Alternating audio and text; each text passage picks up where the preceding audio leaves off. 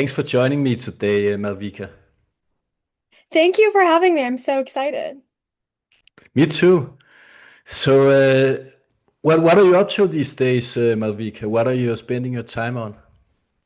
I am getting my PhD in computer science and communications. It's actually a dual PhD, and I work across two labs, but I'm studying how we can design more human-centered AI systems. And academia has always really fed me intellectually. I love theory and debate and frameworks and data, but I think at some point it started to feel a little bit like I was in an ivory tower and only speaking to other academics and only writing very technical things that are read by, just a handful of people. Like, how many people actually read a dissertation, right?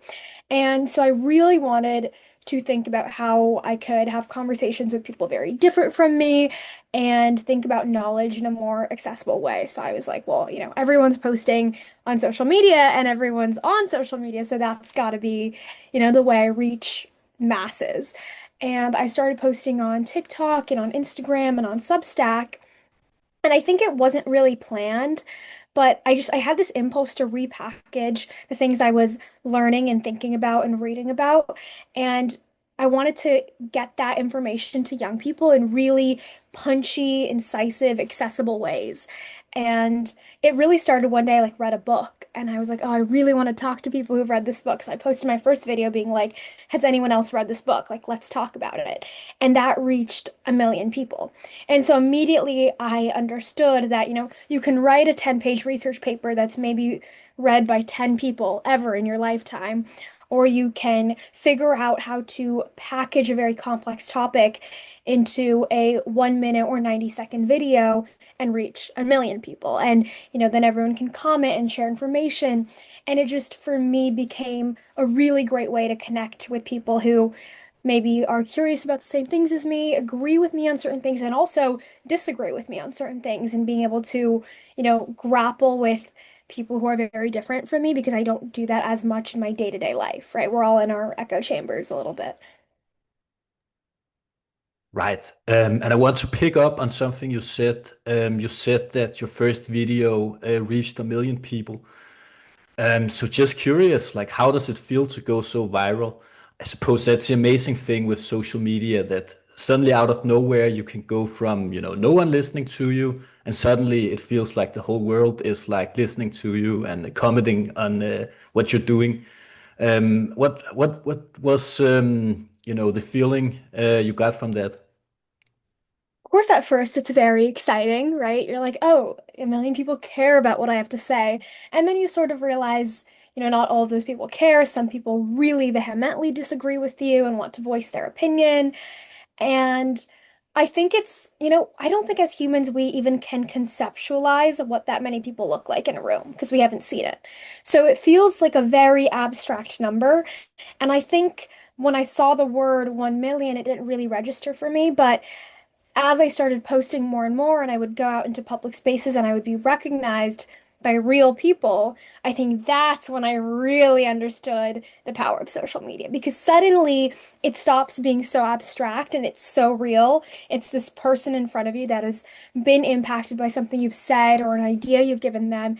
And that's when I think it really struck me that oh, there's a bunch of real people listening on the other end. Otherwise, you kind of post into a void. So that's when it really clicked for me. And for people who might not be familiar with your work, what is your like message? What are you talking about on TikTok, and what are you writing about on Substack? Oh, I write about all sorts of things, but the thing I'm most interested in is how we exist on and with the internet. So, I've studied computer science and I have a pretty good understanding of how the back end of all this works, but I'm also deeply interested in people and humans and sociology and how, it actually impacts us. So that's the sort of tension I love thinking and writing about. But I've made TikToks on everything from, what it's like to be a brown skinned girl, the outfits I like to wear, how I wanted to decorate my room. So those like very lifestyle-y stuffs. And then also, I've made videos about philosophy and AI and, AI literacy and math and the things we can learn from math and how we can apply that to daily life. So that's sort of where I'm at on TikTok. And then on Substack, I try to do more well-researched pieces. I love history and the history of technology. I'm really interested in how AI is changing our education system. And so I really, everyone on the internet tells you to niche down because it's easy to advertise and monetize as a very niche creator. But I've always been someone who wants to niche up. Like every time someone wants to put me in a box of like, oh, she just a creator who talks about books, I suddenly will develop a new thing I want to talk about. I never want to only be known as one thing because I think while the internet may reward specialists, I think life rewards generalists. I'd never read a book on textiles before, but last week I got really interested in the history of textiles and I downloaded a PDF and I've been reading that. I just think there's so much to learn in the world, and I would rather learn, 1% of everything than 100% of one very, very, very niche thing, because I'm already doing that in my PhD. So I like to just talk about anything that intrigues me or excites me. And the beauty of the internet is then that content is fed to someone who's also kind of intrigued by that idea. And then you can reach more and more people. And my impression is, and you can correct me if I'm wrong, but I think there are many young women, especially, who are following your advice and your posts on Substack and your videos on TikTok. Is that correct? Yes, I want to say my target demographic on TikTok is 18 to 38-year-old women. And then on Substack, it really varies. I don't really have a target demographic on Substack. I have gotten comments from people of all ages, all genders, every walk of life. And I think that's really cool because I try to write about pretty general concepts on Substack and it resonates with different people in very different ways. So I think that one, I haven't been able to figure out who my, target demographic is there. And I think that's kind of beautiful because it allows me to just pump out whatever I want and then people relate to it in different sorts of ways. That's a great way of looking at it. My own audience, I imagine, is very different from yours. And the same goes with, the so-called echo chambers I go to when I log into social media. I imagine overall that, my online experience is very different from yours. So in that regard, I would be interested to hear your thoughts, or maybe just hear about what kind of questions you receive from young women who are asking you for advice, or um, what kind of conversations are you having with your audience? Yeah, I think the people who reach out to me for advice are almost predominantly young women. Like 9 out of 10 times it'll be a girl who's maybe 15 to 25. And what I find really interesting is they most often don't come to me for information. They're coming to me almost for permission. Like they think, can I be both ambitious and really want to get married? Is it okay that I'm going through a time period where I don't want to be super social right now? Is it okay that right now I moved to a new city and I haven't made any new friends? They're almost asking to be seen, and I think young women and young people generally really actually know themselves quite well. And I think, you come out of the womb, if you've ever talked to a baby, I think like young toddlers know what they want. They know themselves quite well. They say, I'm hungry. I don't want to do that. I want to do this. Then the world kind of gets their sticky fingers all over them. And suddenly they have to be, prim and proper and want very specific things and act in very specific ways. So I think most of the questions I get are kind of getting at like, is it okay that I feel this way? Am I allowed to be this person?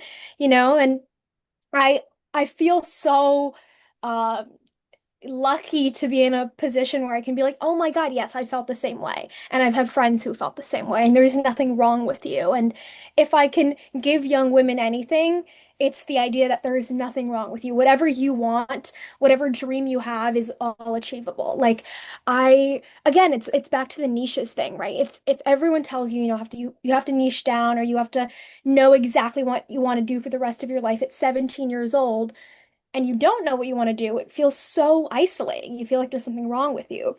But to have someone who's maybe a few years older, who's also still figuring it out, but maybe a little less shakily figuring it out, I think that really helps them feel better. And to me, that is like the best thing I can do. I never want to tell someone do this or don't do this, but I want to tell them whatever you want to do is you'll do it and you'll be perfectly fine. Interesting. Okay. What kind of challenges do you think many young women are facing, specifically in regards to social media? Or what kind of issues, like when we think about the digital development, all these social medias that we are on all the time, even dating apps in general, our life has become so digital. What kind of challenges do you think that brings for a young woman in particularly, and also what kind of opportunities? Yeah, I think, it's so hard, I think, right now for young men and young women in different ways. But I think both those struggles are really impacting each other. And, we've talked about this huge gender gap that's forming within our generations and within young people. And which is why I think conversations like this are so important. But like I'm a creator, but I've also been a 15-year-old girl on the internet. I know what it's like to be a consumer and a creator. And I think it is really difficult. The second you are so conscious of what you look like, what other people think about you, what an anonymous account can say about you, how palatable you are to other people, I think it can become this endless performance, which is quite unhealthy. I went to an all-girls high school, and I think that was really helpful for me because so much self-policing happens for young women between 14 and 18. And I think women get really insular when things aren't going right. And I think you can see that a lot with social media. I think, if your big, beautiful life isn't big and beautiful, you're more likely to retreat to your bedroom, to scroll for hours. And I think the same thing is happening to young men. When you can't go outside and like have a lot of community in third spaces, you're more likely to retreat. And for both young women and young men right now, they they'll sort of the internet will take them in and put them down these like algorithmic chambers. And I think for men, that's like a lot of incel content. A man can go online and if he's struggling, if even if he wants just to like he wants advice on how to go to the gym and build muscle.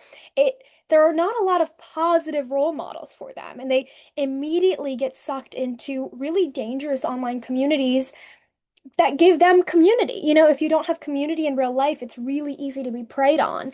And I think we talk a lot about like male incel communities, but it's also happening to women in different ways.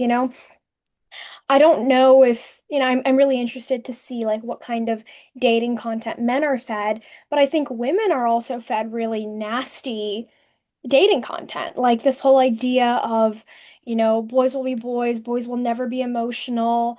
Other women saying like, I'd rather be alone than emotionally babysit a man. I don't know how helpful all of these like general statements are, like men suck, men are trash. Like, I don't know how that's actually moving the conversation forward. And I think I've met a lot of incredible men in my life, and I've had a lot of close male friendships. And I think if I didn't have that in real life, I could have easily bought into what everyone was saying online. If everyone tells you online men are trash, men are trash, men are trash, you are not very likely to want to go on dates and meet the good men and find the good men. And the same thing for men. If you're told all women just want your money, all women just, want something from you, you're less likely to look for the good people who will be a good partner to you. So I think any content that's fed to either group of like they are the problem or othering the other gender is a really scary ideology. And I think it's happening to both genders very differently. But I think it's dangerous. I think we as human people are meant to love each other and go out, share a meal together and talk to each other. And that's the only way we can find common ground. The internet can be a very scary place when it preys on your insecurities. Right. And as they say, there's always there's an action and there's a reaction. So, Hmm. when the pendulum swings one way, it always swings, back the other way around. With that logic, the pendulum swings towards very, let's just say, hateful content for many men on social media. There's been a lot of talk in the traditional media about, this whole incel culture and, very hateful men who are, bad role models and so forth. I'm curious, like from your perspective, is there any kind of counterculture to that among women? Like, is there like a woman kind of incel culture? I think there is. I wouldn't call it incel culture in the same way, right? Because I do think women can get on a dating app and find a man who wants to go on a date with them or sleep with them or whatever. So I think it, of course, is different in that way, but there's definitely a parallel, right? And I don't think it takes the same ideology, but it shows up more for women as disillusioned. See women talking about things like, I'm gonna be celibate, or like I'm not gonna go on any dates with men for a year, which I will never fault women for saying that because, if you have trauma or a lot of bad experiences, you do want to retreat. So I'm not blaming women at all. But I think female coded frustration tends to be turned inward. So there's less like forums about it maybe, but it goes like maybe in like a healing or self-optimization way where you just get so isolated. And humans are not meant to be isolated. We are meant to be in community. But, if you keep saying like I'm going to heal and journal and be by myself and never give another person a chance, that's definitely not as loud or coordinated as incel culture, but it is deeply sad still. And it is a form of extremism still. So I think it's definitely different, but both genders are really not being served very well right now with the way dating apps are currently designed. And I think if we just got 90% of men and 90% of women into more spaces with each other, we could really solve that. I just think it's a matter of making things as human as dating into such algorithmic things, right? Right? Would you advise women to be on dating apps or would you not? I think dating apps are a great way to meet people you normally wouldn't. But I think I would advise everyone, both genders, to stop using dating apps as validation tools and start using it as how you would use Uber. You don't go on Uber to scroll to see where all you could go. You go on Uber to get from point A to point B. I think we need to start using apps like Hinge as a way to get from point A to point B. Get out on the date, get in real life. But if you have other options that are not dating apps, I would recommend that even more. I think we need to get better at approaching people in person. I think we need to go to in-person events and book clubs and singles events. And I live in San Francisco right now, and there's always in real life singles events happening. Like, I think that could be more fruitful than turning to Hinge. I just think, sometimes if you don't have the bandwidth for any events in person, then dating apps are a decent option. But I think we need a little shake up with the dating apps. I don't think they're working the way they used to work 10 years ago. The stats show that they don't. Like if you look at Generation C, and how they use dating apps is less and less by the year, seemingly. You can also see like on the stock prices on Tinder and Match.com, the group that owns Tinder and many other dating apps.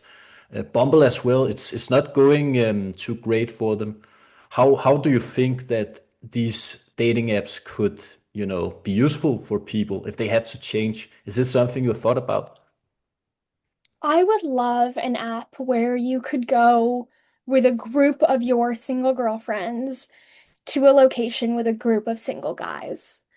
And there was no pressure on one person, but it was just a way to, make single friends. I think that could be really great. I think starting as friends is a really great way to lead into a romantic relationship. I think that way you can learn a lot about a person. There's less pressure on it.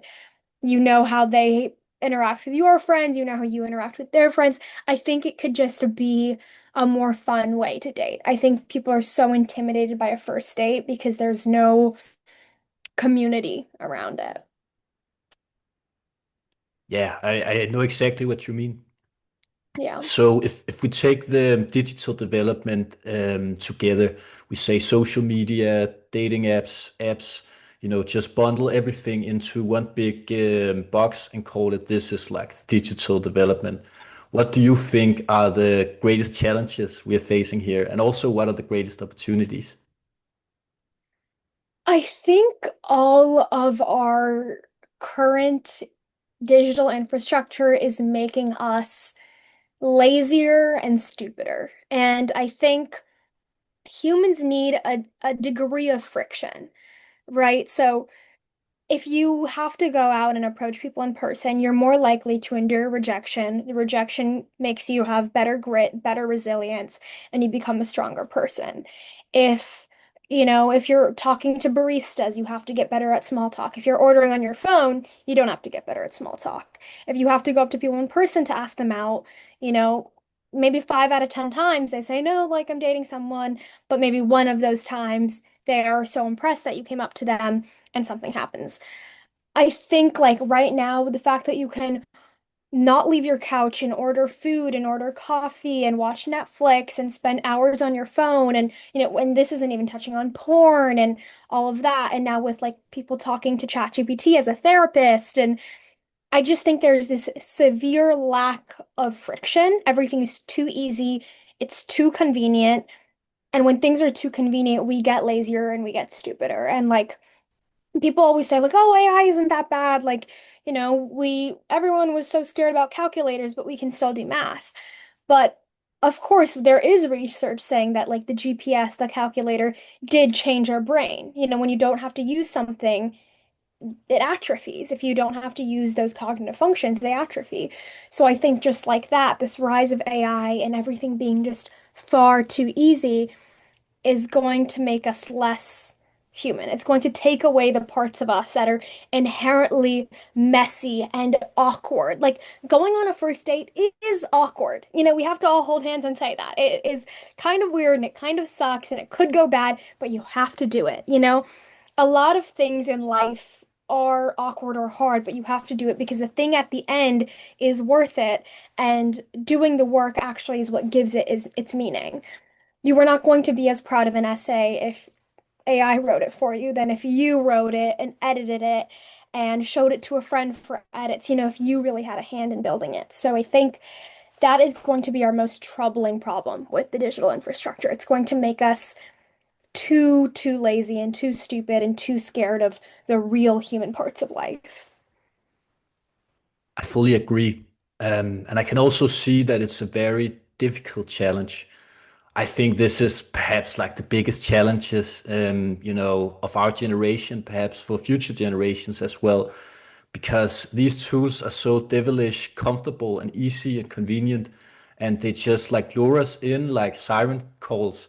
It's very difficult to resist, and honestly, I don't know what really to do about it. What do you have any idea?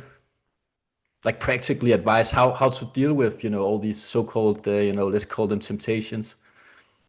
I think, of course, I don't think governments are going to do anything and tech companies aren't going to do anything. So I think it's on us, which is depressing, but also empowering. Once you know you're in control of your life, it can be quite empowering. So what I've done is every day I do one thing analog that I would have done digital. So like if I was going to order my coffee from the app, I would say, no, I'm actually gonna walk up to the barista and talk to them and ask them about their day and make eye contact and smile. Because so much research has shown that actually small talk and smiling at strangers is really good for us, right? Like that is what makes us feel less lonely is those like really loose ties in our community. And if we all feel a little less lonely, all of our problems will get better. So every day that's what I do. Like the other day I wanted to return a library book and I was gonna put it down the little chute, but instead I walked in, there was an old woman sitting at the desk. I said, "Hey, I would like to return this library book." We started talking. She told me about her granddaughter, and we had a nice little 5-minute conversation. So we are going to get really bad at those kind of interactions if we stop doing them or if we think that's weird to do. And if every day we all did one thing analog, especially as able-bodied young people, it will make our world a much better place and it will make us all less lonely. So to just bring about an example, fewer and fewer people are reading books these days. Um, do you think people should stop, reading as many, this, okay, I'll just be honest and say this is a problem that I'm facing. I'm subscribed right now on Substack to like 120 newsletters or something like this. There's so much I want to read, so much I want to follow up on, but it's completely impossible. And to me, sometimes I'm tempted to just say, you know what, I'll not read anything online. I get too distracted. There's too much information. I'll just go read a book. And I think that is a challenge that especially young people are facing in many regards. It's very hard to find a happy medium. Either you go full analog or you go full digital. That's how I feel sometimes. When I try to go analog and I feel, okay, I might just read, a bit of news online and check my social media feed and what's going on LinkedIn. And, suddenly I'm dragged into a hole and then I'm back to, spending way too much time in front of a computer. So I find this balance to be extremely challenging. How do you think of that challenge? I think you can't overhaul your life in one day, right? So I think the goal should be to just get 1% better every day instead of, trying to wake up one day and say, today I'm gonna like read a full book or, I'm not gonna scroll at all. I think instead you can say, okay, I'm gonna scroll for 30 minutes, but I need to read for 5 minutes before I go to sleep. And there's this great hack in Atomic Habits by James Clear where he says, you have to like make your life easier for yourself and gear it towards your goals. So put a book on your pillow when you leave for the morning. So when you come home, before even getting into bed, you have to pick up the book and physically move it. And once you start doing that, you'll say, okay, I might as well read 5 pages, before I go to bed. But you have to just try to get a little bit better every day. And I think a great way to do that is also reading fiction. I think right now we're all stuck in this self-optimization culture where we're like, we need to read self-help and we need to read the news and we need to know everything about everything. But I think sometimes fiction is just a really good way to get back into it, a mystery thriller or romance or whatever people are into, but it helps develop empathy. Fiction is so good for your brain, that when you read something and your brain has to like form the castle it was in or whatever, like that's really good for our imagination and our creativity. And it's like sometimes fun and easier to read than, something really dense and heavy. But I think it just like you have to start with whatever you want to do. If you want to start working out, if you want to start reading, start with just 5 minutes a day or 10 minutes a day or a really easy to meet goal. Because if you set a goal of 2 hours a day and you just know you're not going to do 2 hours, you're much less to even start. You're like, okay, I'm not going to do it. But I think that's a really good goal and something that's really helped me. Like when I wanted to start working out, that's what I did. I said, okay, my goal is just to get to the gym and be on a treadmill for 10 minutes. And that just felt like a much easier thing than, going every day for 2 hours. So Hmm. Generally, do you feel like young people, you call yourself the Gen Z philosopher, which I think is a great name, by the way. thank Do you. you think do you think that Gen Z is frustrated right now? Is that your sense, or do you think that they're doing all right? I think Gen Z is really frustrated right now because we've been given, but here's the thing. I think every generation is frustrated in different ways. And I think it's normal for people in their 20s to feel a bit overwhelmed and disillusioned. So I don't know how much of it is like unique to us, but I think everyone's like, oh, Gen Z doesn't work and all of these things. But I think, there is a change where, maybe boomers or millennials felt if you worked really hard, you could buy a house, you could have the white picket fence, like dream. And now a lot of those like monetary milestones are so much further out of reach where there's no promise that if you work really hard, you'll buy a house. Or, there's a lot of those sort of milestones have been dissipated. So I wonder if it's a little bit of that.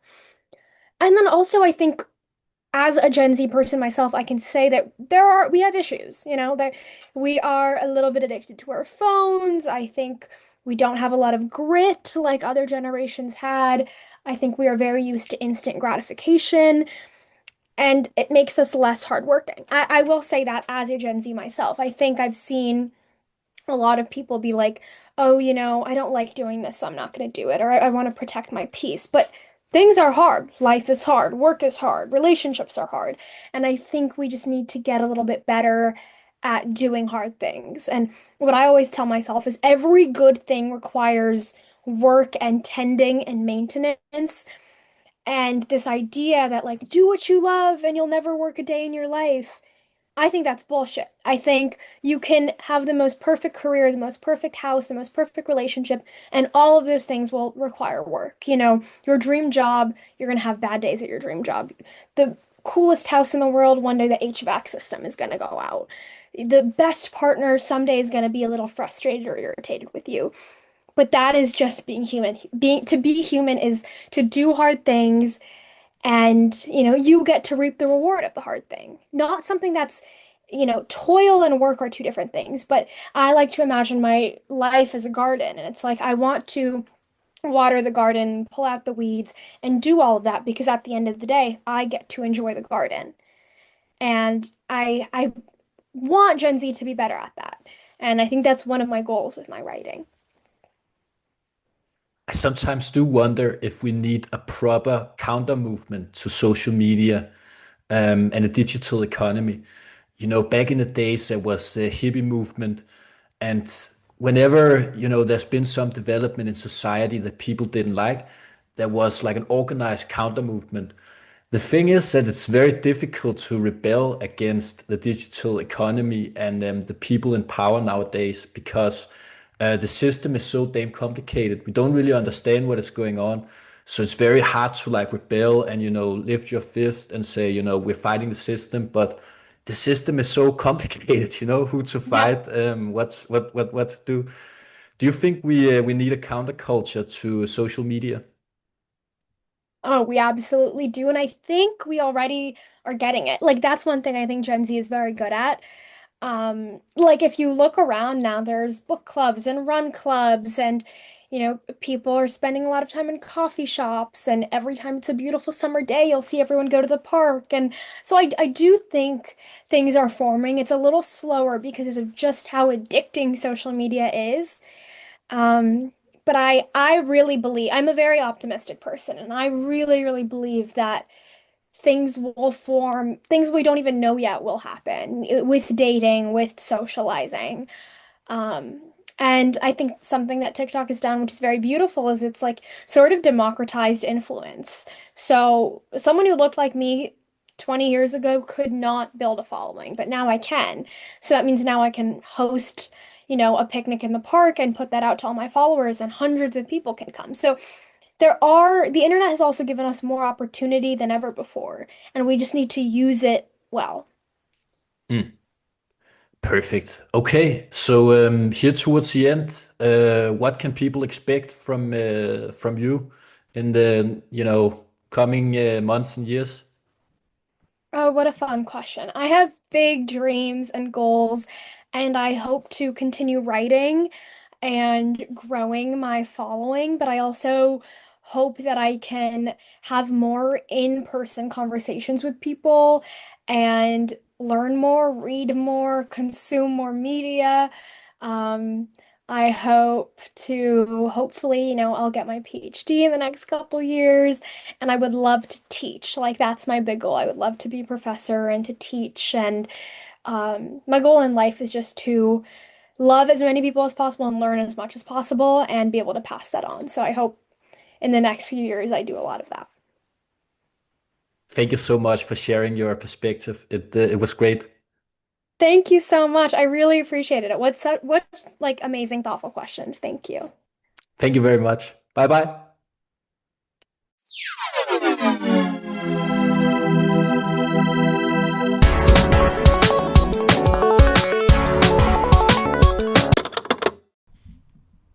Thank you for listening to another episode of Futuristic Lawyer Podcast. I will talk to you soon again.